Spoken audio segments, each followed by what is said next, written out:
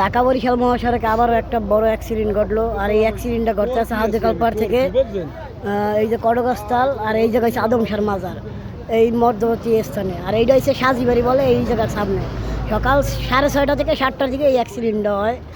দুইটা ট্রাক একলগে, একটা হচ্ছে লেসুর ট্রাক আর ওই সাইডে দাঁড়ানো একটা ট্রাক দেখেছে। এই হলো কুরিয়ার সার্ভিসের ট্রাক।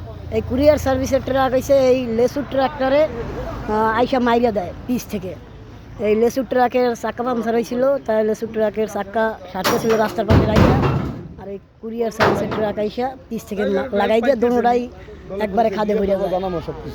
তবে হতাহতের এরকম কোনো আশঙ্কা হয় নাই। 2-3 জন লোক ছিল, তারা হয়তো কাইডে ছিঁড়ে গেছে আর একটু আঘাত পাইছে। তবে এই যে যে লিচু যার, তার অনেক বড় একটা ক্ষতি হয়ে গেল। প্রায় 2-3 লাখ টাকার লিচু, খুব বড়ই ক্ষতি হয়ে গেল। আসলে দেখলেই বোঝা যায় যে কী পরিমাণ ক্ষতি হয়েছে। মনে হয় না যে একটা লিচু ওর নিচে পারবে। এই এসে কুরিয়ার সার্ভিসের ট্রাকের অবস্থা, আর ওই এসে লেসুর ট্রাকের অবস্থা। লেসুর